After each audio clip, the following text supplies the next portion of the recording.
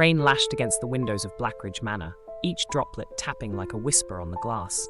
Inside, the fire crackled in the hearth, casting long shadows across the oak-panelled drawing room. 3 people sat stiffly in armchairs, drinks untouched. Detective Marlowe stood by the fireplace, trench coat damp, notebook in hand. "Let's go over this once more," he said. "4 of you came here for dinner. Only 3 remain. And Henry Ashcroft is lying face down in the study, a letter opener in his back." Lady Eleanor, red hair coiled tight, sniffed disdainfully. "Henry was a brute. If you ask me, someone finally did the world a favour." "Eleanor," gasped Mr. Wilkins, adjusting his glasses. "He was our host, a rude one perhaps, but no one deserves that." "And you, Miss Lane?" Marlowe turned to the youngest of the trio, pale-faced in a trembling shawl. I left the room to find my earring.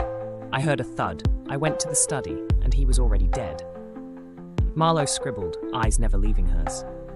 "And yet the study door was locked from the inside. Are you suggesting suicide?" Eleanor scoffed. "He couldn't stab himself in the back."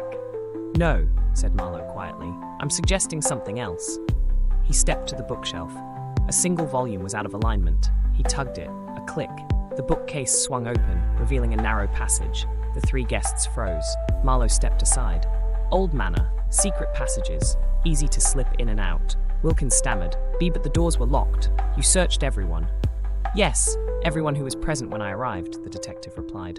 "But you see," a creak behind them. Everyone turned. A figure stood in the doorway, dripping wet, smiling. It was Henry Ashcroft. Eleanor gasped. "But you're dead?" He smirked. "That was my brother." Marlowe exhaled. "Twin brother, the one no one here ever knew about."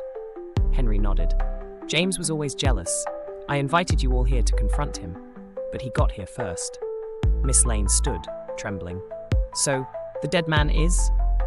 Henry walked to the hearth, staring into the flames. "James, he must have posed as me, knew all the details. Tried to take over my life. I found his body an hour ago. Realized someone had stabbed him thinking he was me." Marlowe narrowed his eyes. "And why didn't you call the police?" Henry turned, a cold gleam in his eye. "Because I already knew who did it." His gaze locked onto Wilkins. "You panicked, didn't you, Arthur?" Henry said softly. "You came early, saw me by the fire, and plunged the knife in before he could say a word." Wilkins stumbled back.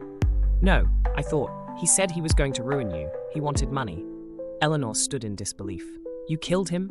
Wilkins shouted. "He was going to blackmail Henry. He tricked us all."